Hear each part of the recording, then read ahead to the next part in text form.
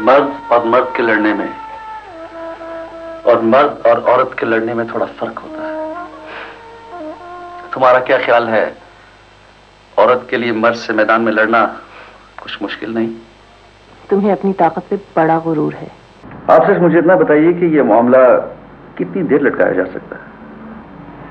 अगर सुलह का कोई रास्ता नहीं है, इस मामले को लटकाना करीन इंसाफ नहीं होगा। देखिए, वो सुलह नहीं करना चाहती। क्यों नहीं चाहते?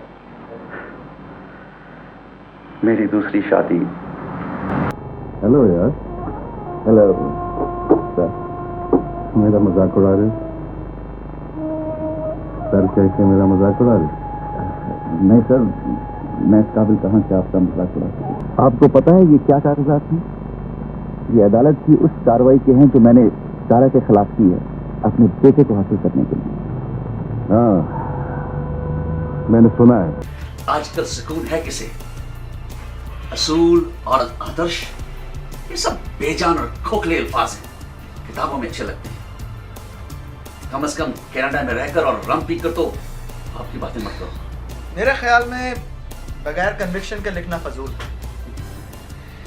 मैंने जिंदगी में कभी अपने कलम के साथ समझौता नहीं किया और ना ही करूंगा। ये एक हकीकत है जिसे तुम मानने को तैयार नहीं। जहर जाने, सच्चाई ना सिर्फ बुज़दिली बल्कि एक बहुत बड़ा ढकोसला भी है। तुम्हारे इस जज्बाती और मेलोड्रामेटिक डायलॉग ने हमारे बहुत पुराने ड्रामे की याद ताज़ा कर दी।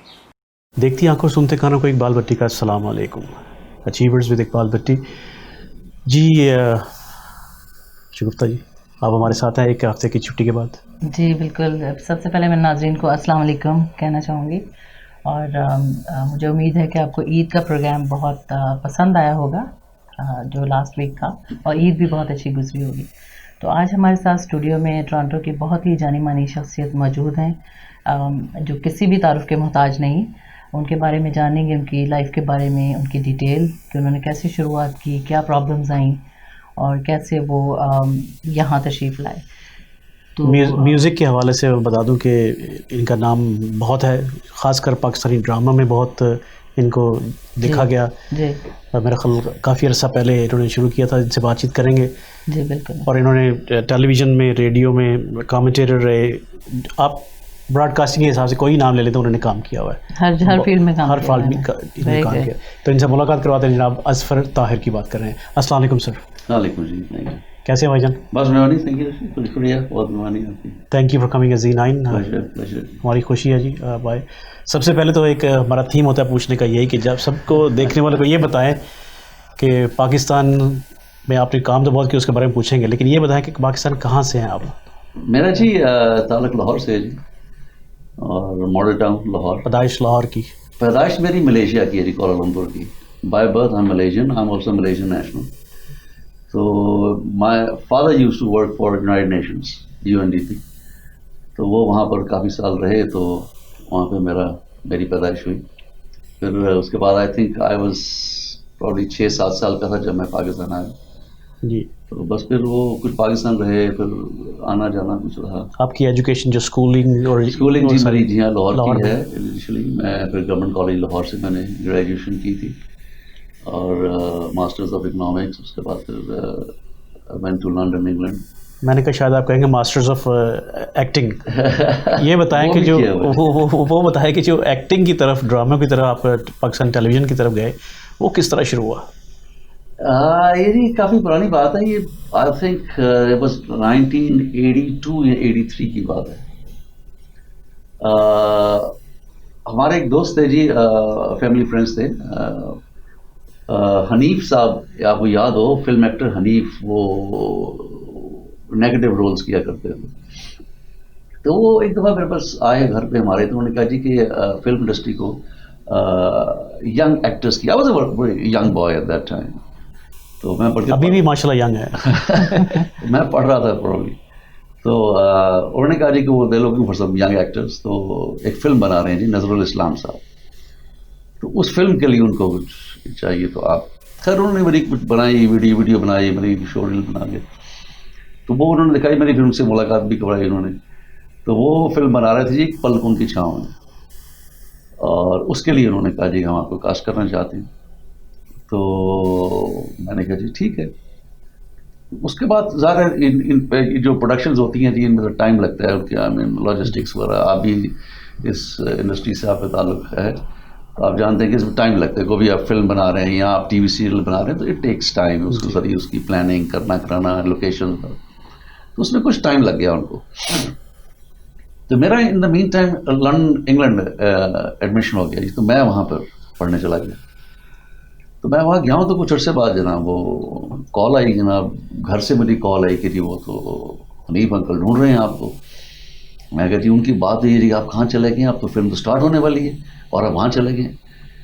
तो मैंने कहा जी मैंने कुछ वेट किया, फिर उसमें ज़रा ये भी साइड में चल रहा था मेरा एडमिशन वगैरह, तो ज़ाहिर obviously I wanted to go to England for studies.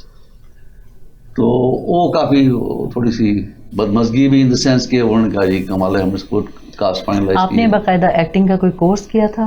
मैंने जी इसके बाद जब पीटीवी मैंने ज्वाइन किया जी, तो पीटीवी में हमारी अपनी पूरी प्रोफेशनल ट्रेनिंग वगैरह होती थी जी। और I been very fortunate to work with big names थे जो पाकिस्तान टेलीविजन के, लाइक नुसरत ठाकुर साहब, यावर हयात, कमर आफ्ताब, बिल्कुल ये बड़े नाम तो हैं। उनके साथ काम किया, उनसे बहुत कुछ सीखा और तो वहाँ से फिर धीरे धीरे ट्रेनिंग होती रही हमारी साथ साथ।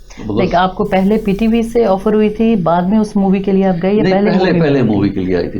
फिर मैं जब वापस आया हूँ तो it was towards I think late 80s की बात है। तो फिर मैं पीटीवी में एंट्री मेरी हुई। तो हमारे बड़े अच्छे दोस्त हैं जी, खुदा उन्हें मग़फ़िरत करे, रफ़ीक बड़ाई साहब। तो रफ़ीक बड़ाई साहब उन दोनों जनरल मैनेजर थे पीटीवी के। तो उनसे मुलाकात हुई, मन जाते थे, तो उन्होंने कहा जी कि तुम मैं उन दोनों टूरिज़्म में था जी, और जनरल मैनेजर था टूरिज़्म का। तो जाया करते थे मिलने थे, एकदम बैठे हुए तो उन्होंने मुझे कहा कि यार तुम जैसे सोने मुंडे जो है ना उनकी ज़रूरत है हमें, तो आप आए। मैं कह जी हाँ, वो काफ़ी मुझे पहले भी ऑफर्स हुई हैं बस। तो इवेंचुअली उन्होंने फिर वहाँ पे एक प्रोड्यूसर थे, उनको बुलाया। तो उन्होंने कहा जी आप क्या इस वक्त कुछ कर रहे हैं? उन्होंने कहा जी मैं एक सीरीज़ कर रहा हूँ फैसला के नाम से। उन्होंने कहा जी ये साहब देखें।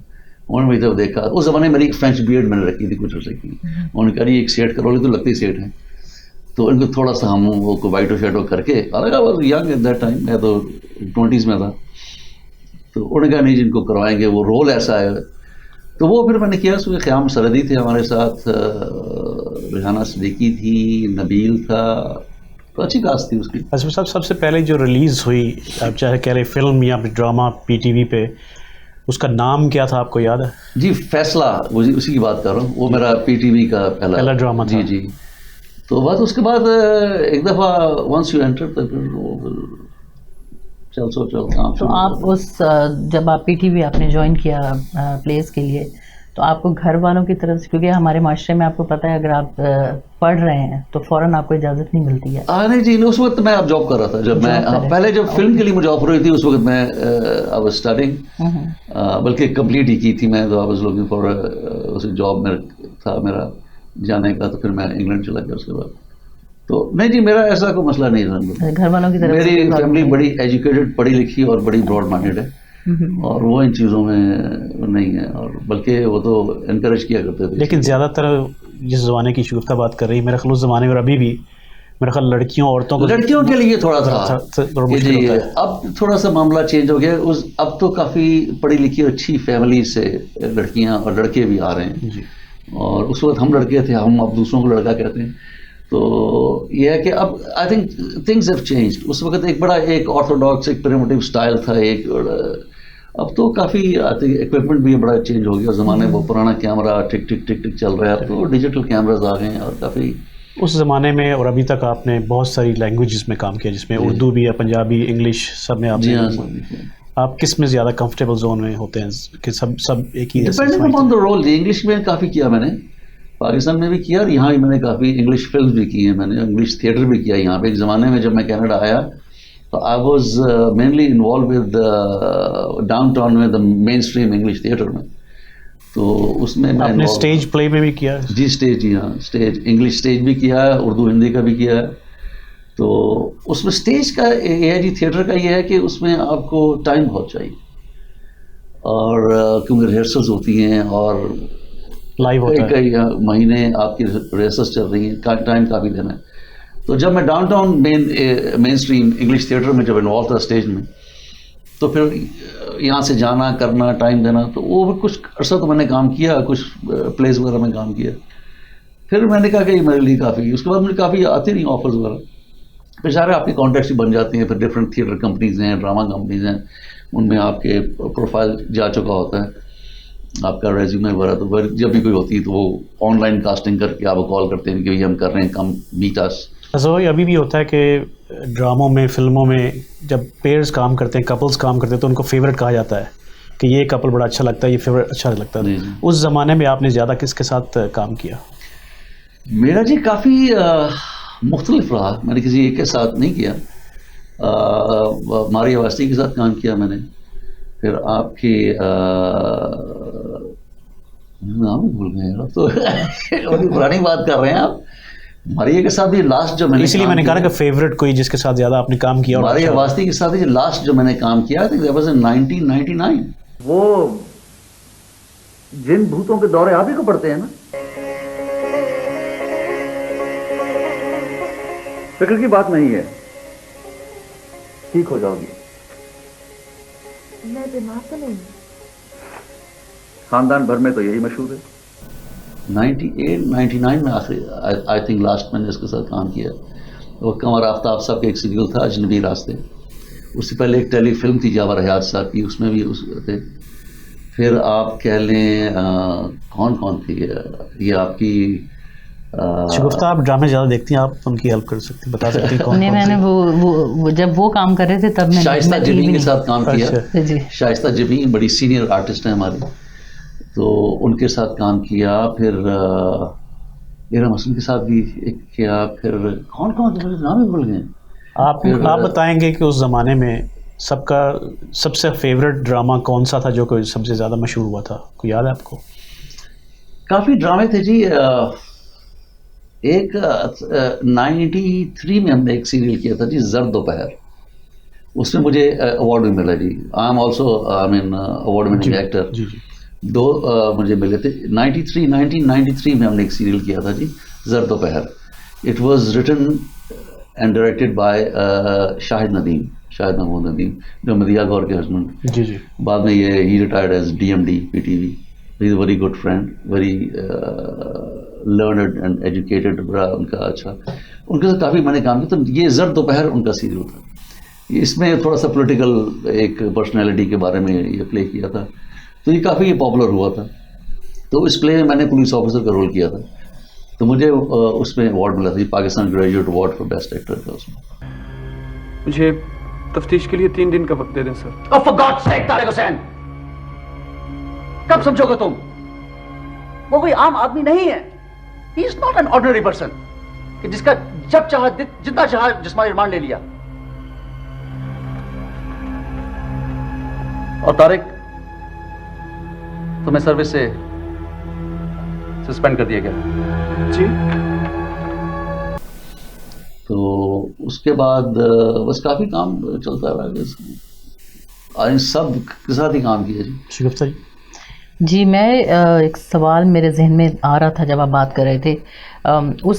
जब आप ड्रामों में काम कर रहे थे, उस वक्त आपके जो कोलीग्स थे जिनके साथ आप काम कर रहे थे, उस दौर में भी ये चीज़ें थी, लेग पुलिंग और खुद आगे बढ़ना और दूसरों को पीछे छोड़ना? ये तो आई थिंक हमेशा से रहा है जी, असल में और रहेगा। हाँ, ये ग्रुपिंग, ये सारा ये, लेकिन उस वक्त इतना ज़्यादा इसलिए नहीं था, और नहीं भी था मैं कहूँगा, बिकॉज ओनली जो आपका जो टीवी चैनल था या मीडियम था वो PTV था। अब तो देखिए इतने हज़ार 80-90 चैनल्स हैं, हर एक के वहाँ पे हैं प्राइवेट प्रोडक्शन। वहाँ प्राइवेट प्रोडक्शन उस ज़माने में नहीं होती थी। प्राइवेट प्रोडक्शन जाके 90s में जाके स्टार्ट, PTV ज़्यादातर था, PTV था। तो फिर जब NTM आया ना जी, तो NTM ने फिर प्राइवेट प्रोडक्शन स्टार्ट की, बिकॉज आ रहे वो फिर दे यूज्ड टू बाय, फिर प्रोडक्शन हाउसेस बनना शुरू हो गए। तो they used to produce drama, serial, whatever, and sell it to the TV channel, जो आजकल हो रहा है। कराची में 6, 7, 8 अब तो खैर काफ़ी बन गए हैं, जो लीडिंग हैं वो थोड़े से वहाँ पे प्रोडक्शन हाउसेस हैं जो कि ड्रामा प्रोड्यूस करते हैं, वही कास्टिंग करते हैं, वही सब कुछ करते हैं, राइटर भी उनका है, डायरेक्टर भी उनका है, वो they produce it, then they sell it to the TV channel at a profit. अभी जो आजकल हो रहा है आजकल जो चल, तो उस ज़माने में जो था वो पीटीवी ही था सारा। तो इसलिए था कि हमें मुझे, मैं अपनी रात की बात कर रहा हूँ, वहाँ पे जितने भी आप बड़े बड़े नाम थे वो इनफैक्ट मोस्टली सारे थे डिपेंडेंट ऑन एक्टिंग, और उस ज़माने में जो पेमेंट थी, रेम्यूनरेशन थी, वो इतनी ज़्यादा नहीं थी, ठीक है जी। अब तो खैर पैसे बहुत आ गए हैं शोबिज़ में, तो इसलिए वो हर वक्त वहाँ डायरेक्टर्स एंड प्रोड्यूसर्स जो पीटीवी के थे उनके वो चक्कर लगाते रहते थे कि नेक्स्ट प्रोडक्शन कब स्टार्ट हो रही, नेक्स्ट सीरियल कब है, तो उसमें हमें कास्ट करें। तो मेरा ये था कि बिकॉज मेरी बड़ी अच्छी खासी एक जॉब भी थी साथ में, तो इसलिए मुझे फाइनेंशियल प्रॉब्लम कोई नहीं थी, जो कि मोस्टली एक्टर्स को रही है वहाँ। अजमत साहब, मैंने आपसे पूछा कि आपके फेवरेट कौन थे जिसके साथ काम किया, क्योंकि हर ड्रामा या कोई भी इंटरटेनमेंट हो उसके सामने प्रोड्यूसर और डायरेक्टर का बहुत कमाल होता है। जी हाँ। आपका फेवरेट कौन था, किसके साथ ज़्यादा आपने काम किया? मेरे से जी मैंने सबके साथ ऑलमोस्ट काम किया, लेकिन ज़्यादा जो मैंने एंजॉय किया काम वो मैंने तौकीर नासिर के साथ काम किया, सोहेल असगर के साथ बड़ा एंजॉय किया, बिकॉज एक फिर बड़ा एक फैमिली टाइप एक ना वो जब बन जाता है तो फिर आपकी अंदर की परफॉर्मेंस भी बाहर आ जाती है। अगर आप वो रिजर्व रहें और पता नहीं कौन एक्टर है जी, तो अप टाइट सिचुएशन में वो, तो इनके साथ तो मेरी पर्सनल फ्रेंडशिप्स भी। कराची में आसिफ भाई? जी हाँ, आसिफ रज़ा मीर जो है उनके साथ हमने सीरियल किया था एनटीएम का, मेघ मल्हार, और वो काफ़ी हिट हुआ था। तो वो अभी तक आपको याद करते हैं कि आए हैं और काम करें? जी हाँ, मुझे इनफैक्ट काफ़ी आज भी आपको बताऊं, अगर मैं कहूँ तो आपको ऑडियो भी सुना दूँ मैं, मुझे आई मीन 2-3 कॉल्स आई हैं वहाँ से। मैं अभी गया हुआ था पाकिस्तान, तो ये इनफैक्ट साइन अप कर लिए थे मैंने कि गौर प्रोडक्शन हाउस के साथ सीरियल्स, लेकिन ये कोविड जो है वो प्रॉब्लम आई, तो फिर मैं आ गया वहाँ से। तो अभी मुझे काफ़ी कॉल्स आ रही हैं, आज ही मुझे 2 कॉल्स आई हैं, बल्कि मैसेज आए उनके लिए, आप कब आ रहे हैं, कब हमें आप ज्वाइन कर सकते हैं। तो अभी देखें इंशाल्लाह very soon I am planning to वो। बाकी है Usman Pirzada, is a very very and very old friend of mine, उनके साथ काम किया। यहाँ पे आते जाते रहते हैं? जी हाँ, समीना के साथ काम किया, सलमान शाहिद के साथ काम किया, आबिद अली, ख़याम सरहदी, आई नो फिरदौस जमाल, मैं किसी का नाम भी लेना है, सबके साथ काम किया। भाई बहुत शुक्रिया आपका ये बताने का, लेकिन इसके बाद हम एक छोटी सी ब्रेक लेते हैं, और उसके बाद आपसे पूछेंगे कि आपका सफ़र जो पाकिस्तान से कनाडा की तरफ हुआ वो कैसे हुआ और क्यों हुआ। एक छोटी सी ब्रेक लेते हैं, उसके बाद फिर वापस आते हैं। Welcome back to programme achievers with Iqbal Bhatti. नाज़रीन, हम ब्रेक से पहले असफर ताहिर साहब से बात कर रहे थे, उनके बारे में जान रहे थे कि उन्होंने कैसे अपना अदाकारी का शुरू किया, उन्होंने अपना करियर। तो चलिए मिलते हैं उनसे और सवालात पूछते हैं कि वो कनाडा कैसे आए। और जी असफर साहब, तो आप वहाँ पर अच्छे खासे आप प्लेस कर रहे थे बड़े बड़े एक्टर्स के साथ, आपका ख़ुद का भी नाम हो गया, तो आपने कनाडा आने का क्यों एकदम से आपने प्लान कर लिया? बस ये एक मिस्टेक ही समझी हुई। मैं इनफैक्ट फ्रेंकली स्पीकिंग मैं I just wanted to have a second passport. लोग इस बात पे कहते होंगे कि हम बच्चों के लिए आए हैं या फलानी चीज़ के लिए आए हैं। मेरा सिर्फ मकसद जो था वो I just wanted to have a second passport. Although के पाकिस्तानी पासपोर्ट में मुझे वीज़ा की प्रॉब्लम अल्हम्दुलिल्लाह कभी भी नहीं रही, हमेशा वीज़े मल्टीपल ही होते थे, लेकिन जस्ट वांटेड टू, बिकॉज मैं बाहर पढ़ा हूँ, इंग्लैंड में पढ़ा हूँ, यूएस में पढ़ा हूँ, तो वो जस्ट स्टूडेंट लाइफ में भी सोचा सेटल होने का। लेकिन पेरेंट्स ने, स्पेशली मेरी जो मदर थी, उन्होंने कहा कि वापस आओ, तुम्हें किस चीज़ की कमी है, बाहर जाके तुम्हें क्या करना है, ठीक है पढ़ लिया है, कम बैक एंड जो भी जॉब करनी है करना है, यहाँ करें आप। तो इसलिए फिर मैं 2 दफ़ा बल्कि मैं गया बाहर पढ़ने, यूके, यूएस, फिर उसके बाद फिर मैं 3 साल के बाद फिर दोबारा यूएस गया पढ़ने, एक और डिग्री करने, लेकिन पढ़ के मैं वापस ही आ गया।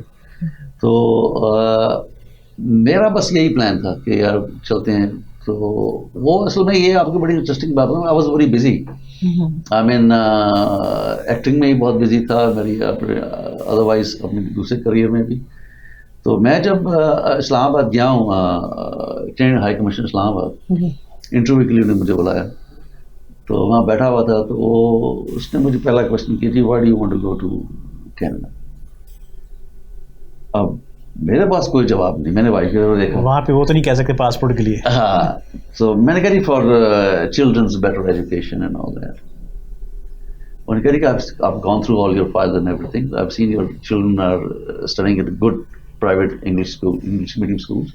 So ये तो कोई no reason, I mean. फिर वो उसने बात की, खैर उसने देखा, उसने कहा कि I've gone through all your files and everything, all the details. You belong to a pretty well-to-do family, and I don't see any reason for you to leave Pakistan and go to Canada and start a new life there altogether. So, and you're also into acting and all that, and you work with the government, and you've been a senior banker and all that. So अब मैं खामोश. तो उसने कहा जी कि we don't normally disclose our decision, but I'm telling you right now that your immigration is approved. But my advice to you is think again. Yeah, मुझे interview में कह जी कि people like you, I mean, Canada is not the place for you. And मैं फिर सोचने पड़ गया. खैर बात हुई कहता है anyways congratulations, you'll get the letter through mail. तो मैं जब जाने लगा, जब मैंने ओपन द डोर निकलने के लिए, मैंने उसको घूम के देखा, तो मैं कहता thank you very much officer, जो नाम तो मुझे याद नहीं किया. कहता है once again congratulations, but what I told you, think again. लेकिन पाकिस्तान में बहुत सारे आर्टिस्ट जो सिंगर्स भी हैं, कई तो वहाँ पे पाकिस्तान से जाना नहीं चाहते कहीं भी, क्योंकि उस ज़माने में जिस वक्त आप काम कर रहे थे और इस ज़माने में मनी जो है, पैसा जो है वो बहुत डिफरेंट है. पहले बहुत कम पैसे थे, पहले तो बहुत कम थे, और अभी जो है वो बहुत अच्छी तरह सैलरी है उनकी, बहुत अच्छे पैसे कमा रहे हैं. ये भी कोई वजह हो सकती है इस वक्त? हाँ जी, ये भी है, लेकिन है कि फिर भी काफ़ी लोग जो है वो आ रहे हैं बाहर. और ठीक है, I paid a very heavy price by coming to Canada, there is no doubt about it. But Canada से अच्छी जगह है ये, मैं कनाडा की बुराई नहीं कर रहा, मेरा समझे कि मैं कनाडा की बुराई कर रहा हूँ. Canada is a very nice place, is a good place to raise your family, इसमें कोई शक नहीं है. बट हर किस्म की, हर शख्स की अपनी बैकग्राउंड होती है, अपनी उसकी एक होती है, तो हर किसी को आप सेम लेवल पे नहीं कर सकते. तो बट ये है कि फिर आया, फिर अच्छा चले जाएंगे, करते हैं पासपोर्ट लेके. लेकिन फिर जब आप एक नई जगह पे आते हैं, ज़ाहिर है फिर आपको स्ट्रगल करना है, अपने आप को रीस्ट्रगल करना है, you starting all together new life. तो ज़ाहिर है फिर बच्चे भी आपके होते हैं छोटे, तो फिर उन चक्करों फिर बंदा फंस जाता है. अच्छा जा रहा हूँ, तो बस ऐसे ही चलता है. फिर साहब आपसे बहुत सारी बातें हो रही हैं एंटरटेनमेंट और एक्टिंग के लिहाज से, टेलीविज़न और मूवीज़ के, लेकिन कुछ जो मैंने देखा भी और सुना भी है कि आप पाकिस्तान की पॉलिटिक्स में भी थोड़े से नॉलेज रखते हैं, कि आपको मौलवियों से थोड़ी है पाकिस्तान जो है. बिल्कुल नहीं, हमारे जो मौलवी कह लें, या जो आपके जो लोग जो मजहबी और बड़े एक्सट्रीमिस्ट किस्म के लोग हैं, उन्होंने वाकई पाकिस्तान को तबाह करके रख दी है. पाकिस्तान इन बेसिस पे नहीं बना था. और दूसरी बात यह है कि जब तक आपका रिलीजन जो है वो गवर्नमेंट में और पॉलिटिक्स में इन्वॉल्व रहेगा, यही हाल होगा. आप ब्रिटिश हिस्ट्री उठाकर पढ़िए, जब आपका जो चर्च था वो किंगडम अफेयर्स में इन्वॉल्व था, तो इंग्लैंड का भी यही हाल था. आप ओल्ड इंग्लैंड की हिस्ट्री उठाकर देखिए, यही हाल था. इसमें एक फिल्म बनी थी बैकेट, थॉमस बैकेट जो था, जो आर्च बिशप ऑफ कैंटरबरी, या आप उसकी हिस्ट्री पढ़ी थी. जब वो, मुझे याद नहीं कौन से किंग थे उस ज़माने में, जब उन्होंने कहा कि now church has got nothing to do with the kingdom affairs, out. आपका काम है मज़हब करना है, आप रिलीजन को करें, आप वो करें, आपका पॉलिटिक्स या किंगडम अफेयर्स से कोई ताल्लुक नहीं है. जैसे ही उन्होंने ये इनको कट ऑफ किया, अलग किया, वहाँ पे हालात ठीक होने शुरू हो गए. तो जब तक ये चीज़ आप नहीं करेंगे पाकिस्तान में, आपके ऐसे ही चलेगा ये बात. नाजरीन, प्रोग्राम अचीवर्स विद इकबाल भट्टी शगुफ्ता अवान. आज हमारे गेस्ट जो हैं अजफर ताहिर साहब, बहुत ही टैलेंटेड आर्टिस्ट, साथ में नॉलेज पाकिस्तान पॉलिटिक्स का भी, कैनेडियन का भी है. इनसे बातचीत इसी तरह होती रहेगी. लेकिन अब से मैं आपसे पूछना चाहता हूँ कि जब आप यहाँ पे आ गए, तो यहाँ पे पॉलिटिक्स जो है और पाकिस्तान की पॉलिटिक्स में आपने क्या डिफरेंट देखा है? वहाँ पर यह है जी, it's a very capital intensive activity. वहाँ पे अगर आपने इलेक्शन लड़ना है तो अच्छा खासा पैसा आपको चाहिए. फिर वहाँ पे ज़ाहिर है वो गुंडागर्दी, बदमाशी, हर किस्म की चीज़ें हैं. अब यहाँ पर थोड़ा सा सिस्टम्स काफ़ी बेहतर हैं, लेकिन यहाँ भी फेवरेटिज्म तो है. ठीक है जी, किसी को आपने किसी राइडिंग में आपने करना है अपॉइंट, तो यहाँ लोग नॉमिनेशन के लिए आपस में फाइट कर रहे हैं, पर ऊपर से बंदा अपॉइंट कर दिया गया. हर जगह तो ये तो होता है, ये तो हर जगह है. अपनी मर्जी के, अपनी पसंद के लोगों को वो फिर नॉमिनेशन. पॉलिटिक्स दुनिया की हर जगह पे एक जैसी है. पॉलिटिशियन जी, आई थिंक सारी दुनिया में पॉलिटिशियन एक जैसे होते हैं. वो चाहे वेस्ट का हो, ईस्ट का हो, साउथ का, नॉर्थ का हो। पॉलिटिशियन इज अ पॉलिटिशियन, उसका काम है अपना काम निकालने के लिए लोगों को यूज करना। वोटिंग से पहले कुछ और, वोटिंग और होते हैं बाद। यहाँ भी आप देख लीजिए, अब मैं नाम नहीं लूंगा, लोग आगे पीछे हमारी कम्युनिटी को बड़ा यूज किया कुछ लोगों ने यहाँ पे, साउथ एशियन कम्युनिटी को, स्पेशली पाकिस्तानी कम्युनिटी को। जफर भाई हम कनाडा में रहते हैं, आप कनाडा और पाकिस्तान के जो आर्टिस्ट हैं इस वक्त यहाँ पे बहुत सारे, आप जैसे सिंगर यहाँ पे भी रहते हैं जो पाकिस्तान से आए हुए हैं, डिफरेंस आप क्या देखते हैं उसमें कि वहाँ पाकिस्तान में और कनाडा में डिफरेंट रहने में, जो म्यूज़िक या फिर एक्टिंग का है वो क्या सर है? म्यूजिक और एक्टिंग का ये है जी कि जो भी शोबिज से रिलेटेड लोग यहाँ आए हैं, आर्टिस्ट हैं, सिंगर्स हैं, वो आके फिर यहाँ पर उनको जाहिर है यहाँ पे ज़्यादा काम तो वो एक्सपोजर नहीं मिलता उनको, वो एक्सपोजर नहीं है, दूसरा पैसा नहीं है। यानी कि आप अगर कोई प्ले भी कर रहे हैं, कोई ड्रामा भी कर रहे हैं या कुछ है, तो वहाँ पे इतनी आपको वो नहीं है, फाइनेंशियल सपोर्ट नहीं। वहाँ पर अगर आप काम कर रहे हैं तो फिर वो आपका फुल टाइम प्रोफेशन है, because you earn handsome amount of money, आपको उसका रिटर्न जो है अच्छा है। यहाँ पर आप कर रहे हैं तो कुछ नहीं है, आपने घर चलाना है, आपने you have to run your kitchen, उसके लिए फिर आपको ज़ाहिर है फिर कोई ना कोई जॉब करनी पड़ेगी। जब आप जॉब में लग जाते हैं तो इस चीज़ से फिर आपका फोकस हट जाता है और धीरे धीरे आपका इंटरेस्ट भी कम हो जाता है। कहता है यार अब उस पैसे को है तो नहीं, अब रोटी खानी है तो वो तो यही मैं जॉब कर रहा हूँ, इसी से मिल रहा है, चाहे अच्छी है जो भी है। तो इस तरह का काफ़ी टैलेंट यहाँ पे ज़ाया भी हो गया इस चक्कर में। जिस तरह हमारी शगुफ्ता जी हैं, जी हाँ माशाल्लाह बड़ी अच्छी है, माशाल्लाह सिंगर भी हैं और साथ में जॉब भी करती हैं, लेकिन वो फुल टाइम सिंगिंग के साथ वो अगर आप फुल टाइम सिंगिंग करनी है तो आपको फिर ज़ाहिर है अब वहाँ पर इतनी एवेन्यूज अपॉर्चुनिटीज़ नहीं है। यहाँ पर आप ये चाहेंगे कि मैं सिर्फ सिंगिंग करूँ, कहाँ करेंगे? ठीक है जी, यहाँ तो इतने इवेंट्स यहाँ पे हो रहे हैं, या इतने कोई और ऐसे एवेन्यूज हैं कि जो आप कर सकें। वहाँ तो है कोई ना कुछ होता रहता है। वहाँ तो वीक डेज में भी प्रोग्राम होते हैं, यहाँ पे तो सिर्फ वीकेंड के लिए। अलावा टीवी चैनल्स वहाँ पे काफ़ी हैं। और फिर ये है कि आप कोई एक आधा, अब जो अच्छे टॉप के हैं वो एक देखिए नहीं, एक गाना वो अगर रिकॉर्ड करवाते हैं तो कितने वो पैसे लेते हैं, आप परेशान हो जाएंगे। तो आपने कभी यहाँ पर नहीं सोचा कोई एक्टिंग का शुरू, कोई प्ले करने के लिए या कोई? यहाँ पे मैंने काफ़ी काम किया जी, मैंने काफ़ी प्लेस किए यहाँ पे, स्टेज प्लेस भी किए हैं मैंने, इंग्लिश मूवी भी किया। नहीं मेरा मतलब है अपना प्रोडक्शन हाउस जैसे अपनी प्रोडक्शन का जी यहाँ पे काफ़ी हमने सोचा था एक ज़माने में, और बस वो सोचते ही रहे। तो हमारे काफ़ी लाइक माइंडेड कोई दोस्त हमारे साथ मिले थे, तो हमने प्लान किया जी कि यहाँ पर कुछ किया जाए। तो लेकिन वो कुछ हो नहीं सका, बस वो प्लानिंग ज़्यादा होती रही, यानी कि जब तक प्लान्स बन रहे थे लेकिन हाँ टीम जब तक है ना, सीरियस एक टीम, चाहे वो 2 बंदों की है या 4 लोगों की है, वो टीम है, हर एक की फिर कंट्रीब्यूशन। आई मीन ये नहीं कि फाइनेंशियल हो, बाकी भी भाग दौड़ में भी, हार्ड वर्क में भी हो, और एक सीरियस माइंडेडनेस शो करें। एक ज़माना यहाँ पर हमने एक्टिंग स्कूल स्टार्ट किया था। हमारे एक दोस्त थे जी हरबंस कोहली साहब, वो बॉम्बे से आए थे बॉलीवुड से, तो वहाँ उन्होंने कुछ फिल्म वगैरह प्रोड्यूस की थी। तो यहाँ पर भी उन्होंने, ये बात मैं कर रहा हूँ आई थिंक 2000 या 2001 की बात, तो यहाँ भी उन्होंने एक फिल्म बनाई थी और मैंने उसमें काम किया था। वो हिंदी और पंजाबी की फिल्म थी और वो उन्होंने आई थिंक इंडिया में रिलीज़ की। उसकी फिल्म का नाम था वतनों दूर। तो उसमें मैंने काम किया था। उसके बाद फिर कोहली साहब चले गए वापस बॉम्बे, फिर वो आए कुछ साल बाद, 2 साल बाद, तो फिर यहाँ पर उन्होंने एक एक्टिंग स्कूल स्टार्ट किया था। तो उसमें हम वो एक्टिंग की क्लासेस वगैरह स्टार्ट की हमने, इधर ब्रैम्पटन में हमने स्टार्ट किया था।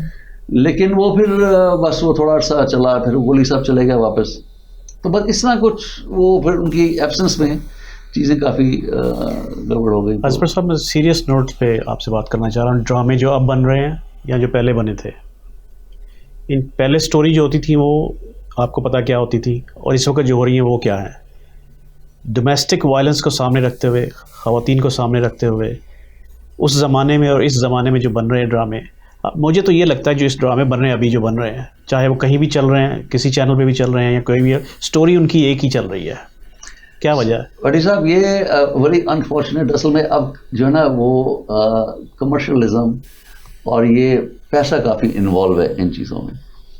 अब वो मसला ये है कि अब आप देख लें जितने भी इस समय सीरियल्स चल रहे हैं, ड्रामास चल रहे हैं, किसी भी चैनल पे चल रहे हैं, सबकी थीम और सबकी स्टोरी एक ही है। यही मैंने आगे फैमिली पॉलिटिक्स, सास बहू, ये वो है जो 80s और 90s में जी टीवी के सीरियल्स चलते थे, वहाँ के जो सोप्स थे, अब वो हमने ले लिए हैं। ठीक है नहीं। अब वो एक बंदा जी उसकी 3 शादियां, चौथा अफेयर चल रहा है, 2 बीवियां रखी हैं, आपस में लड़ाई हो रही है, सास बहू नंद ये वो दाएं बाएं, हर ड्रामे में यही नजर आ रहा है मुझे। हर ड्रामा यही है।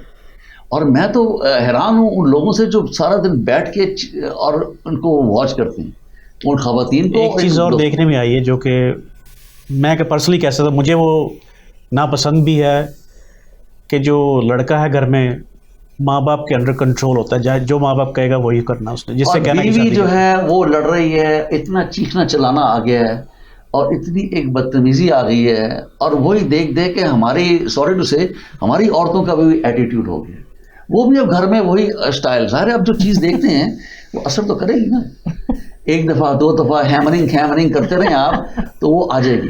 तो ये अक्सर, और मर्दों में भी है, मैं नहीं कर सिर्फ औरतों में, लोगों का भी जो कैरेक्टर देखते हैं उसको फिर अपने अंदर वो, अब हर सीरियल में, हर ड्रामे में वही कैरेक्टर डिफरेंट शक्लों में आ रहे हैं, तो वो फिर आपके अंदर आ जाती हैं। और वाकई बताऊं कि औरतें जो हैं और इवन लोग जो हैं बड़े बदतमीज़ हो गए हैं, और ये ड्रामे देख देख के। मैं अभी बताऊं, अभी 3 महीने पहले, ये जब कोविड हिट किया, मैं कराची में था, तो एक प्रोडक्शन कंपनी के साथ उन्होंने मुझे कहा जी हम सीरियल कर रहे हैं, तो आपको हम चाह रही हैं आप कैरेक्टर करें। बैठे उन्होंने मुझे वो थोड़ा सा स्टोरी मेरे साथ उन्होंने शेयर की, 1 लाइनर जैसे हम कहते हैं। उन्होंने कहा ये है आपका ये कैरेक्टर है जी, ये है दायमा, ये वाकई कैरेक्टर है। तो मैंने कहा यार ये जितने भी आप इस ड्रामे चल रहे हैं सबकी वही स्टोरी है, इसकी भी वही है। कहते हैं सर क्या करें, बिकता ही यही है। यानी कि अब लोग देखना भी वही चाहते हैं। जो बायर्स हैं उनके, या टीवी चैनल जो उनको बाय कर रहे हैं, वो कहते नहीं आप ये हमें यही थीम चाहिए, ऐसी ही सिमिलर स्टोरी चाहिए। ये पुराने ज़माने में मैं ड्रामे देखा करता था जिस वक्त आप काम करते थे। अब तो मैं बहुत अब देखना फिर शुरू किया हूँ जब से वो मेरे पास तुम हो ड्रामा शुरू हुआ था, तो उस देखे अब मैं ड्रामे 2-3 देख रहा हूँ, ये 3 से उस मुझे स्टोरी एंड में वही चली जाती है कि वो वहीं पे आ रहे हैं घूम के फिर के कि माँ बाप कंट्रोल कर रहे हैं या आदमी जो है वो डोमिनेट वुमन को कर रहा है।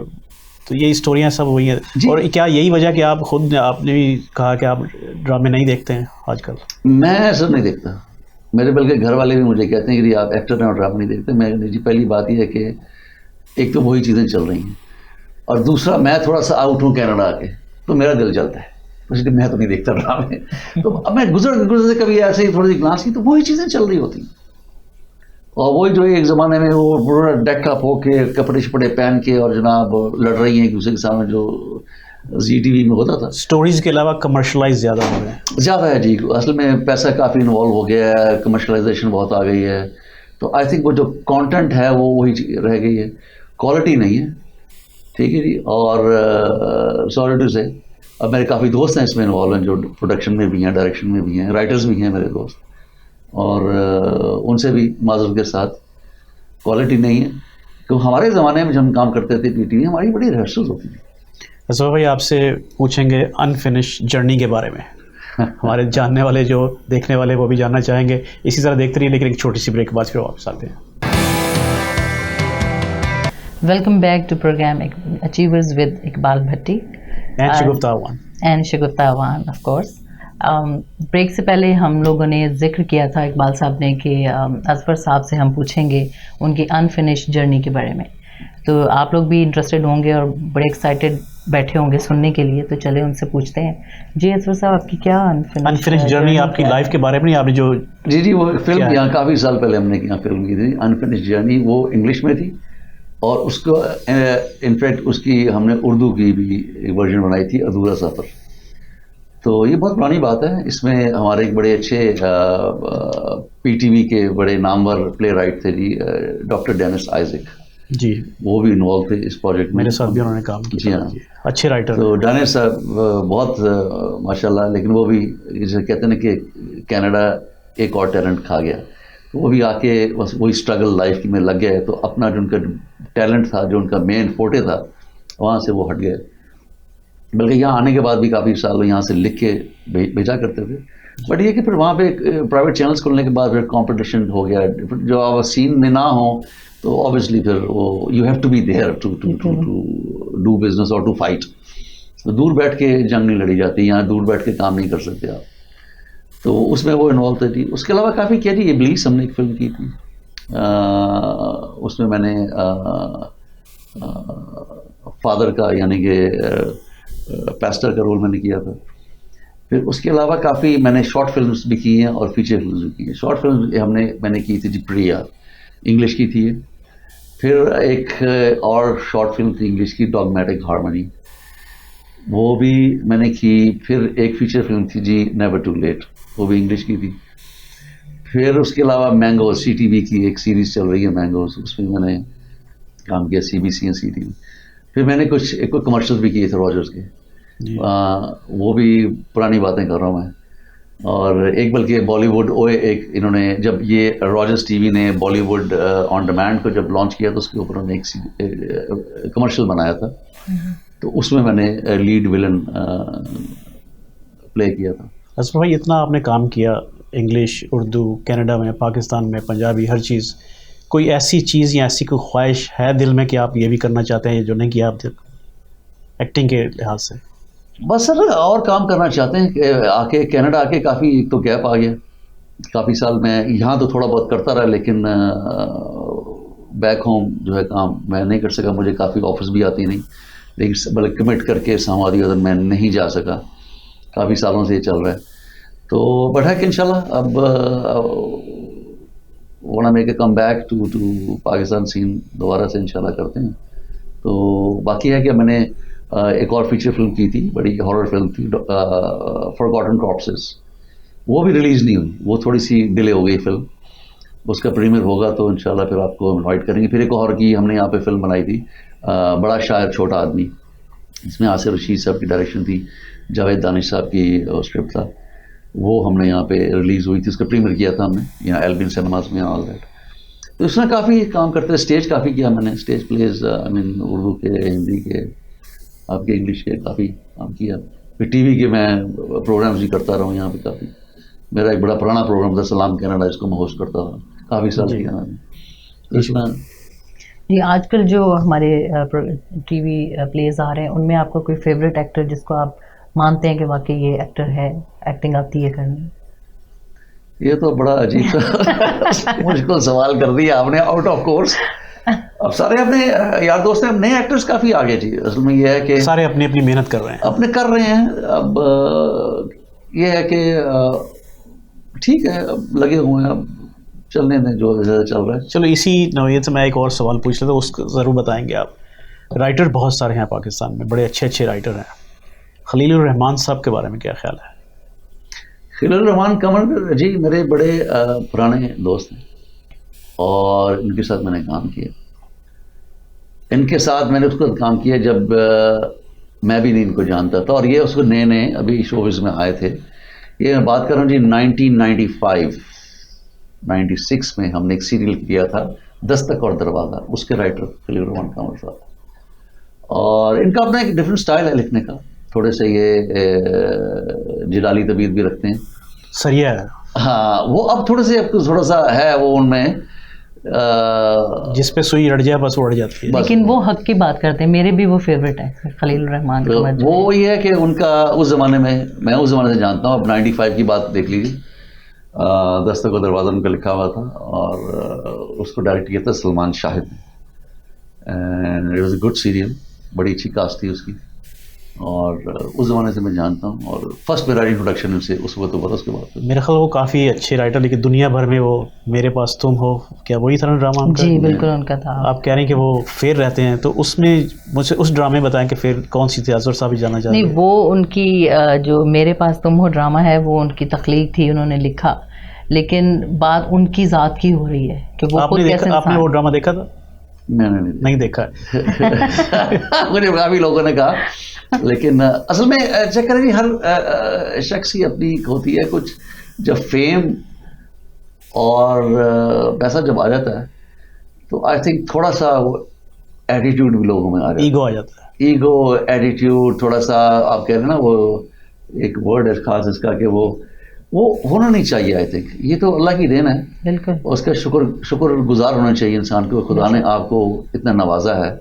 तो हम्बलनेस और बंदे को तो बल्कि डाउन टू अर्थ होना, जितना आपको खुदा ताला की ज़ात एज ए राइटर मैं उनकी वही रिस्पेक्ट करता हूँ, अच्छा लिखते हैं। जी।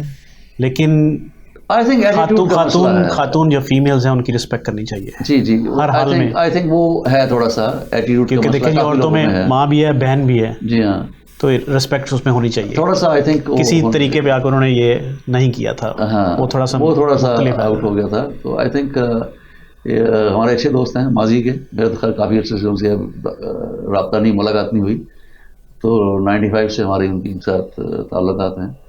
तो आई थिंक वो थोड़ा सा आई थिंक अपने आप को एडजस्टमेंट की बात है थोड़ा। फ्यूचर में कोई प्लान है यहाँ पे कुछ करने का, कोई ऐसा ड्रामा या सीरियल या कोई ऐसी चीज़ जो कि पाकिस्तान वाले भी समझे कि हाँ असफर ताहिर कनाडा में है, तो उन्होंने भी वहाँ भी काम किया तो अपना नाम बनाया वहाँ पे? जी, प्लानिंग हमारी है। इनफैक्ट अभी थोड़ा सा ये हालात ठीक हो रहे हैं, कुछ प्लान कर रहे हैं, कुछ थोड़ा सा आई थिंक कोई थोड़ी सी बड़ी प्रोडक्शन करने का प्लान कर रहे हैं। तो इन द मीन टाइम इंशाल्लाह पाकिस्तान भी काम करेंगे जाके, तो देखें इंशाल्लाह। कनाडा जब आप आए तो मुख्तलिफ काम भी आप साथ एक्टिंग के साथ करते हैं, जैसे कि शगुफ्ता जी ने भी कहा कि सिंगिंग के साथ साथ दूसरा काम भी करना पड़ता है, तो यहाँ पे एक्टिंग आपकी वैलिड रहती है जब आप काम भी कर रहे हैं, जैसे सिंगिंग इनकी है कि सिंगिंग का रियाज भी करती हैं साथ में काम भी करती है, डबल काम करना पड़ता है, तो कहाँ तक आप इसको समझते हैं कि ठीक है? अब देखिए जी, बात जैसे मैंने पहले वही आपको मैंने अर्ज़ किया कि अब ज़ाहिर है यहाँ पे आपने you have to run your kitchen, you have to pay your bills, तो ठीक है ये हमारा प्रोफेशन रहा है माजी में, या प्रोफेशन कह लें या पैशन कह लें, और मेरा तो खैर प्रोफेशन भी रहा है, मैं प्रोफेशनल एक्टर। तो अब यह है कि यहाँ पर अगर आपने सिर्फ एक्टिंग के या सिंगिंग के बेस पे आप कहें कि जी कि मेरा मेरी मॉर्गेज पे हो जाए और मेरे बिल्स पे ऑफ हो जाए, तो वो तो बड़ा मुश्किल है। असफर सर, आप अपनी लाइफ से सेटिस्फाई हैं कम्प्लीटली? नहीं, आई थिंक मैं लोग शायद कहते होंगे लेकिन मैं नहीं हूँ। मैं I really wanted to do lot of things in my life जो कि मैं नहीं कर पाया, और हमारे देखने वाले भी जानना चाहते हैं कि क्या है जो ज़हन में अभी है जो आप करना चाहते हैं, जैसे मैंने पहले पूछा था। बस कुछ चीज़ें होती हैं जिसको कोई एक बात बता दें जो करना चाहते हैं आप। एक्टिंग तो हम मानते हैं कि आप एक्टर हैं अच्छे। मैं इनफैक्ट कनाडा आके काफ़ी ब्रेक आ गई। मैं in fact wanted to remain as an actor, क्योंकि बाहर जब आया हूँ कनाडा आया हूँ, फिर ब्रेक आ गई, फिर मैं कोई और प्रोफेशन में चला गया, ऑल लोग साथ साथ वो साइड में चलता रहा। लेकिन आई थिंक वो एक मेरे एक दिल में एक हसरत कह लें, ख्वाहिश के यार मैं आगे ऑफ ट्रैक हो गया, और यह है कि जो मैं लाइफ में कुछ चीज़ें करना चाह रहा था या कुछ वो नहीं कर पाया या वो अचीव नहीं कर पाया। बट ये सब आई थिंक कुछ अपनी भी होती हैं, कुछ ऊपर से भी लिखा होता है, तो ये मिले जुले जज्बात ही हैं। बाकी करम अल्लाह का, बड़ा शुक्र है खुदा ताला का, इसमें कोई शक नहीं। तो आपका कब का प्लान है, आप पाकिस्तान जा रहे हैं ताकि हमारे नाज़रीन वेट करें आपको वहाँ के प्लेस? मैं जी मुझे तो पिछले तकरीबन जब मैं आया हूँ, मैं गया हुआ था पाकिस्तान, गया हुआ था मैं दुबई, पता है मैं दुबई भी काम करता हूँ, तो मैं एंड ऑफ मार्च आया था जी वापस। तो फिर in the middle of Covid and everything was shut. तो पिछले तकरीबन 2 महीनों से मुझे मैसेजेस आ रहे हैं जी वहाँ से कि जी ऑब्वियसली फिर कोविड के बाद ही आप, तो इसलिए मैंने कहा एक तो उस वक्त फ्लाइट्स भी नहीं चल रही थी, तो मैंने कहा थोड़ा फ्लाइट्स, फिर पाकिस्तान के जो हालात थे वहाँ पे जो कोविड की सिचुएशन चल रही थी, एक स्टेज पर बड़ी अलार्मिंग हो गई थी, पता नहीं क्या हो रहा है वहाँ पर। लेकिन अब वहाँ पर चीज़ें बेहतर हो गई हैं, कुछ हो रही हैं, तो अब फ्लाइट्स भी थोड़ी सी हो गई, तो इंशाल्लाह अल्लाह ने चाहा तो बहुत जल्द इंशाल्लाह। अच्छा, इससे पहले कि हम आपका शुक्रिया अदा करें, कोई ऐसी चीज़ आप बताना चाहें अपने बारे में जो कि हमने कवर नहीं की है, जो देखने वाले भी जानना चाहते कि असफर ताहिर ने ये नहीं बताया, जो ख़ासकर आपकी लाइफ में या एक्टिंग में कोई भी ऐसी चीज़ हो? बस कोई नहीं जी, आई थिंक जनरली तो सारी बातें हो गई, बट ये है कि वही मैं कहूँगा जी, जो काम कर रहे हैं उसको दिल लगा के काम कीजिए, और जो पैशन है, जो आपका ड्रीम है, फॉलो योर ड्रीम। ये मैं ये कहूँगा, मैंने अपने ड्रीम्स को छोड़ दिया या मुझे छोड़ना पड़ गया, समा दिया था, जो भी हालात थे, जो मैं करना चाह रहा था लाइफ में, मैं वो रिग्रेट्स मेरे में हैं अभी। ये मैं I mean on air admit कर रहा हूँ इस चीज़ को। तो बट ये है कि वो कहते हैं कि you can't have everything in life you desire. तो सब कुछ मिल जाए फिर डिज़ायर करने की ख्वाहिश भी नहीं रहती ना कि हाँ वो भी होता है। आई मीन बट यह है कि ठीक है अल्हम्दुलिल्लाह, अल्लाह का बड़ा करम है मुझ पे, ऐसी मैं ये नाशुक्री की बात नहीं कर रहा। I am very thankful and grateful to अल्लाह सुब्हानहू व तआला। अल्लाह का बड़ा करम है, अल्लाह ने हर नेमत से, हर चीज़ से मुझे नवाजा है, इसमें कोई शक नहीं। असफर भाई बहुत शुक्रिया आपका तशरीफ़ लाने का Zee9 टेलीविज़न पे। Sir pleasure. और आखिर में हमेशा की तरह मैं पूछता हूँ कि आप हमारे नाज़रीन के लिए कोई पैगाम हो असफर ताहिर की तरफ से तो क्या देना चाहेंगे? बस यही कहूँगी कि खुश रहिए, लोगों का ख्याल रखें, और life is too short and very unpredictable. तो लोगों के बारे में अच्छा सोचें, लोगों के बारे में अच्छा उनके साथ बिहेवियर रखें, क्योंकि ज़िंदगी का कोई पता नहीं अगले पल लाइफ है कि नहीं है। अब देखिए 2020 ऐसा एक अजीब सा साल चढ़ा है कि हमारे बड़े कई करीबी दोस्त, कई अजीज़ रिश्तेदार, हमारे दोस्तों के आगे मिलने वाले बड़ी यंग एज में और बिल्कुल ठीक ठाक यहाँ हमें इस दुनिया से छोड़ के चले गए, कि आदमी बिल्कुल दिमाग हिल जाता है, आई मीन आपकी रूह काम जाती है कि जो कि आप सोच नहीं सकते। तो लाइफ बड़ी छोटी है जी, वेरी शॉर्ट और वेरी अनप्रडिक्टेबल, कुछ पता नहीं अगले पल क्या होना है। लिहाजा अच्छा काम कीजिए, अच्छी बात कीजिए, मीठा बोलिए, लोगों से अच्छा सलूक कीजिए, किसी का नुकसान ना कीजिए, किसी के बारे में बुराई ना कीजिए। ये कारवा है, जो आप करेंगे वो वापस आएगा। तो लिहाजा be good, be nice and be nice to others. आखिर में आपसे पूछूं कि आप अचीवर्स प्रोग्राम में आए, आपको कैसा लगा? सर बड़ी अच्छा लगा मुझे, और बड़ी I am very thankful to you, और आपका शुक्रिया जी का कि आप लोगों ने मुझे इज़्ज़त बख्शी। ये मेरे लिए बड़ा एक ऑनर की बात है कि आप लोगों ने मुझे अपने प्रोग्राम में इनवाइट किया, and I am very thankful to you. जी शुक्रिया जी। जी जैसे कि असफर ताहिर साहब ने बहुत अच्छी बात से एंडिंग की है कि जितना हो सके किसी का भला कर दें, बुरा ना करें और अच्छा करने की कोशिश करें। तो अब मिलते हैं अगले हफ्ते। आप कुछ कहना चाहते हैं? जी मैं आप सबका शुक्रिया अदा करता हूँ। असफर ताहिर साहब आपका शुक्रिया, शुक्रिया जी आपका शुक्रिया, और इंशाल्लाह अगले हफ्ते फिर आएंगे इसी तरह एक और नए मेहमान के साथ। तब तक अल्लाह ताला आप सबका हामी और नासिर। मुस्कुराते रहें और अपनी मुस्कुराहटें दूसरों में बांटते रहें। अल्लाह हाफिज़।